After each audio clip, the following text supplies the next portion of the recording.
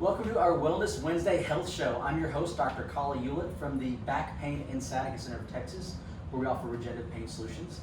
And the purpose of the show is to introduce you to different health-oriented businesses in the community that can be beneficial for you and your family and loved ones. And today I'm at Carriage Inn with Suzanne and Rosetta. Welcome to our show. Welcome to our community. So tell us, what is Carriage Inn Community?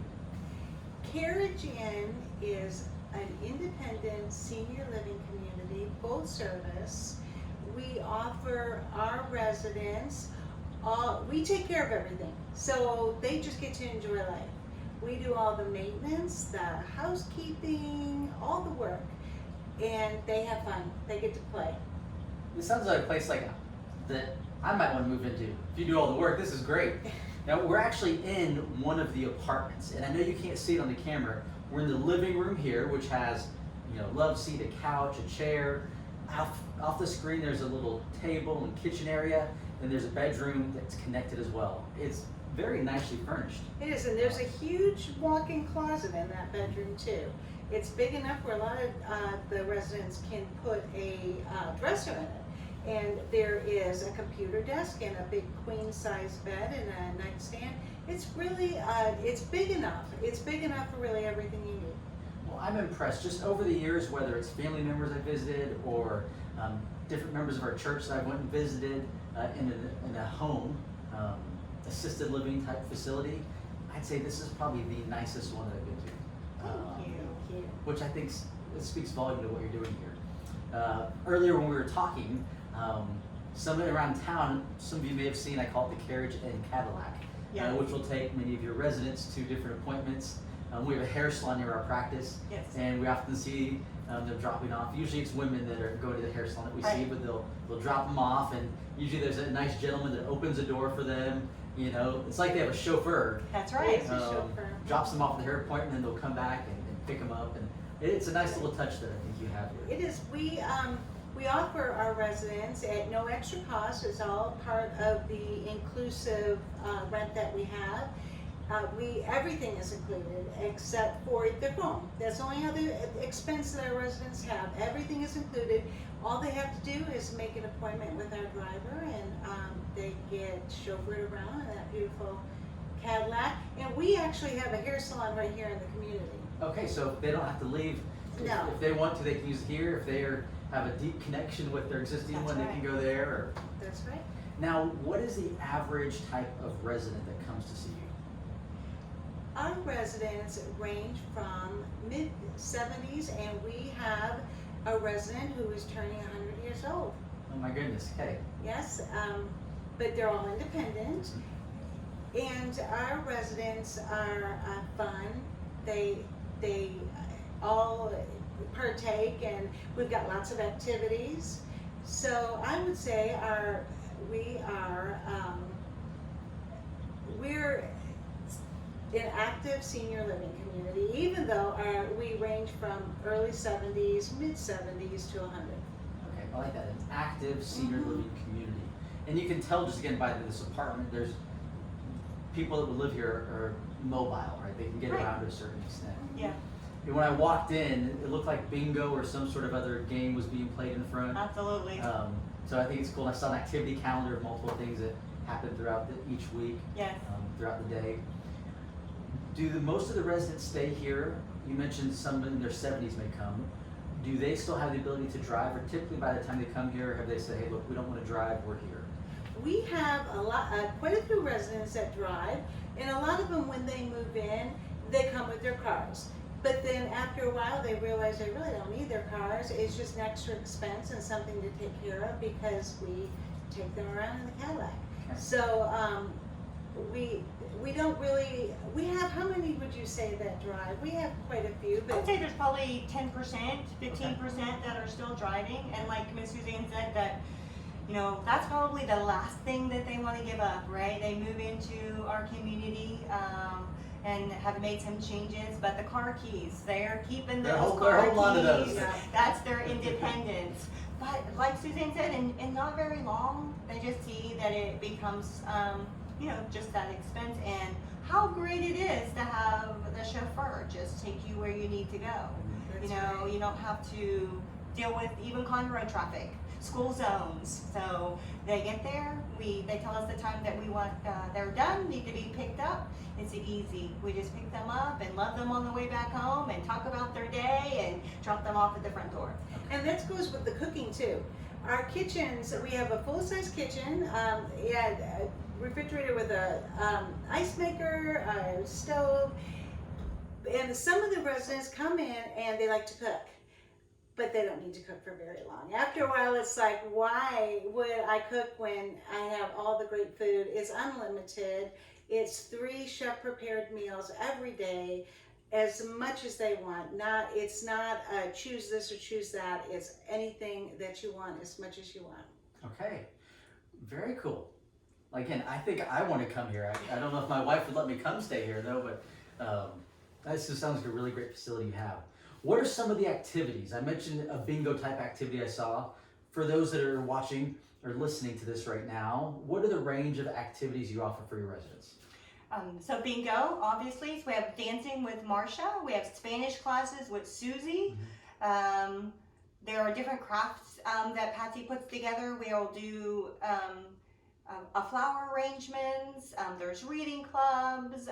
There's even kind of little after hours clubs that I don't even know that we know about some of them. So some of the resident organized activities. Yeah. Very cool. They've done all of this through this entire year very safely though too. They're very listening to our recommendations and have maintained the social distancing to make that happen, but still live. You know, they are enjoying that and being safe during that time.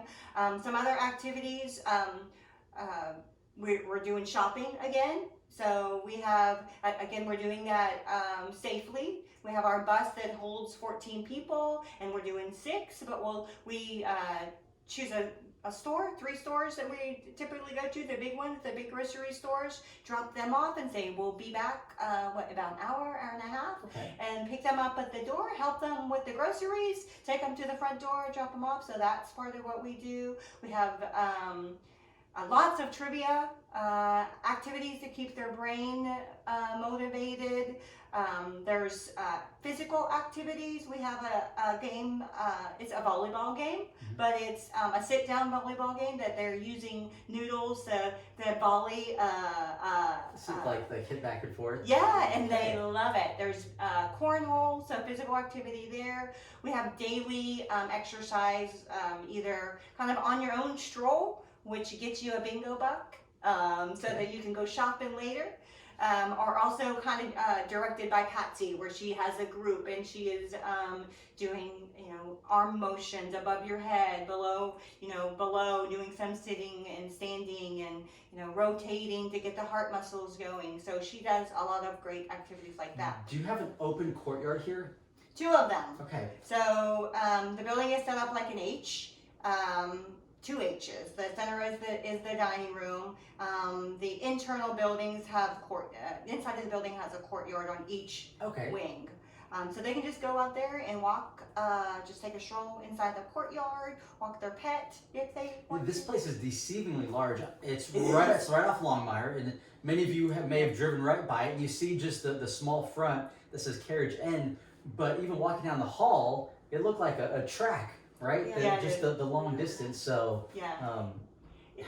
Good. I was just saying, and it's not so big that you get lost or that you don't know your neighbor, but it's big enough that you definitely get more exercise here than you do at your home, right? So when you're used to just going to the kitchen to your living room and back again, I mean, it may feel like it's a little bigger, but in no time I have seen my residents improve in their health by the 3 good meals a day and the fact that they have so much to look forward to every single day, and then just a little exercise because it's purposeful, right? We planned it out so that you have to go to the dining room, or we want you to go to the dining room. So that it almost forces them to walk, but I'm sure they enjoy that movement. They do. How many residents can this facility have at one time? We have 91 apartments, Okay. and some of our residents are married. So I don't know if there's a capacity limit, but we have 91, and Okay. so we could easily have 105 when Okay. we're full, and we stay pretty full. Okay. So, and that's a blessing. We have residents who have lived here for 10, 12, 13 years. Yes. And so this is their home. We're a family. When a new resident moves in, they don't get lost in the cracks. That's not going to happen. When there's somebody new in the house, they're easily absorbed into the community and they get involved. And so it's a wonderful place to live, Okay. and it's a wonderful place to work. We have a staff who's been here for years and years. We don't have a high turnover, so that's great. And you know, I think that's so important because these relationships, right? It is. I imagine some of them have family in the area, some of them you're their family. Yes. So it's neat that there's that continuity.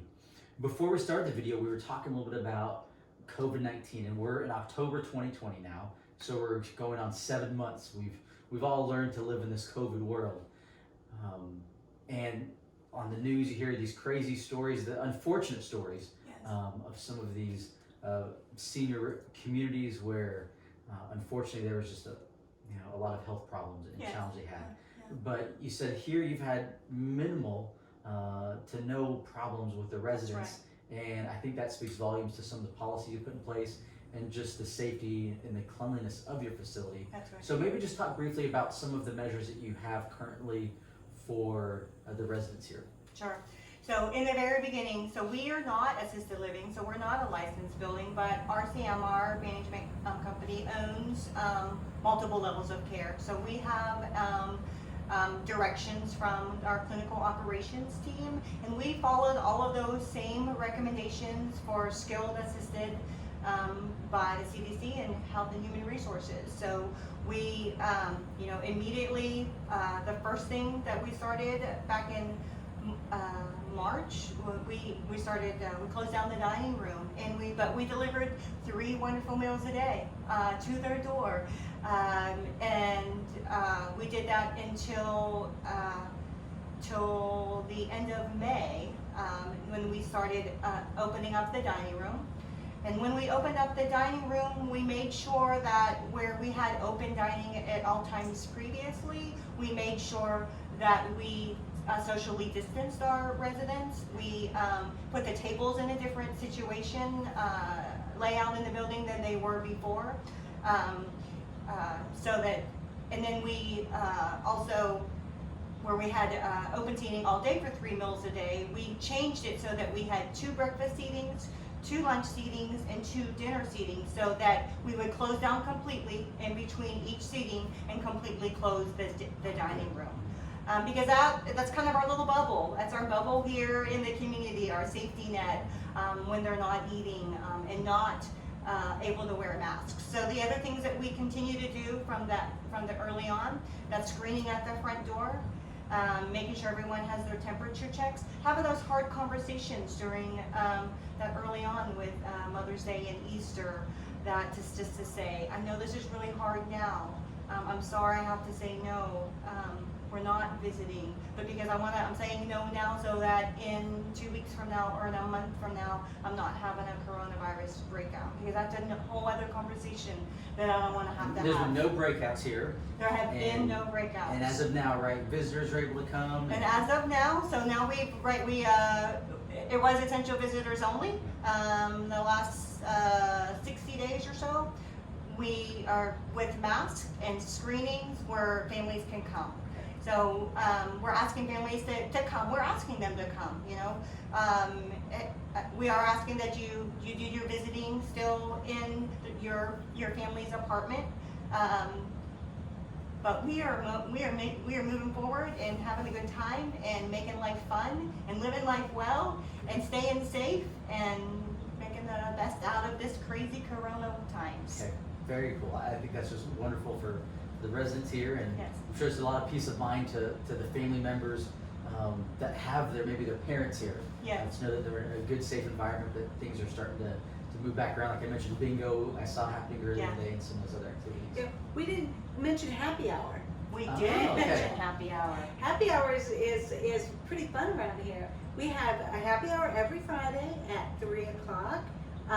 Live entertainment, usually, and a great time. Hors d'oeuvres, wine, beer, Okay. lemonade, iced tea. Awesome. So for in short drive, right? So designated drivers not needed, right? No can designated driver safely needed, walk that's out the right. apartment. Oh, how fun! It just Yes. sounds like a really, really great community to have here.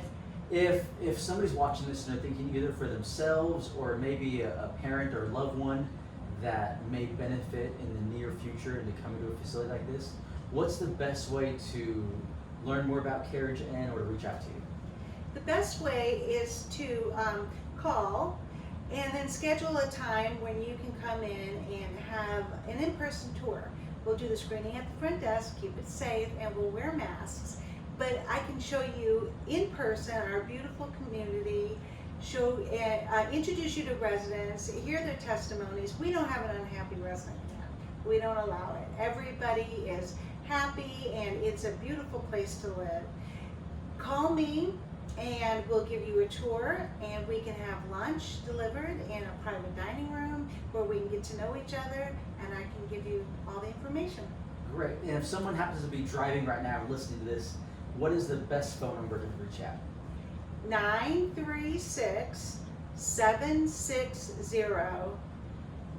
936-760-1966, and that's really easy to remember because 1966 was a very good year. That's what residents tell me all the time when I tell them 1966, they'll say that's a very good year. 936-760-1966. Awesome. And then if you're watching this, we'll put links above and below. That way you can just click and direct to the website and contact information as well.